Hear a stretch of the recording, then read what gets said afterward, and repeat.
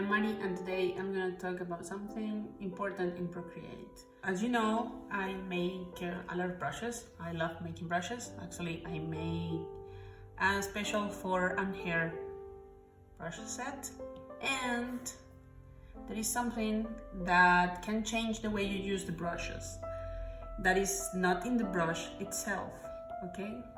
So let's use my lettering brush so I can explain more about this, what I'm talking about. So let's take the lettering brush. Let's write something on, oh, I don't have more layers here. Interesting.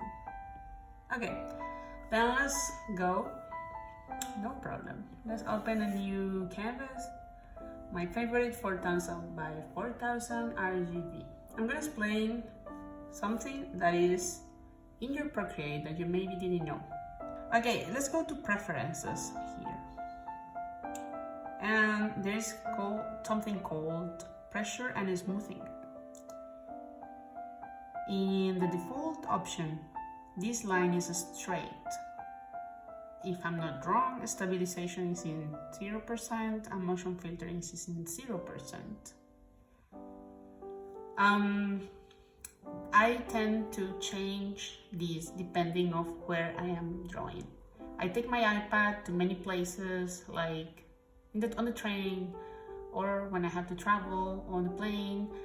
And let's be honest, even if you have the best hand, you have a, I don't know, surgeon hand, then you don't need the stabilization. But I'm not a surgeon and I need a stabilization sometimes, especially for lettering. That's why I'm gonna use the lettering brush. Yeah. So you go here to settings, preferences, and pressure and smoothing. This is important to set your pressure curve depending on how do you use your pencil and what type of pencil do you use. If you don't have the Apple Pencil, that's the one I'm using, link of this pencil if you want to know which it is in the description of the video. And if you don't have this one, if you have another one, you also will need to check this according to how you use the pencil and how you use Procreate. Also, some film papers on the iPad will change the way you use pressure. I noticed when I changed my film that I had to readjust this curve. Apparently the film I was using before, I don't know if you can check my first video, I think my first two videos, I had another film that it was more reflective and it was thick because it was an unbreakable thingy, but it was not good for drawing and I had to adjust this to that filter, to that film. So I recommend you to check this out. Move this curve around, you just have to press and touch. I will not, because right now I'm happy with this setting. I will not use it right now, but you just have to grab and go, okay? And try, like what happens when you press. Okay, I'm going light, I'm going pressuring, okay?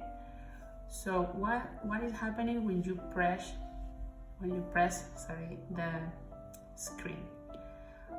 I will only change a little bit so you can see the difference. What happens if I do like exaggerate this curve? I will try to repeat what I did before, and you see nothing is happening. I had to press a lot here to get this really thin line.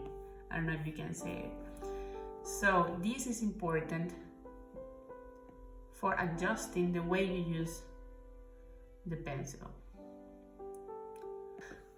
Okay, so this is very important. Let's try again. There you go. So I recommend you to try that, especially if you use a lot of sensitive brushes. This one, that is the lettering, I have it here, it says Apple Pencil, and it says how it changed with the pressure, and I have it to 99%.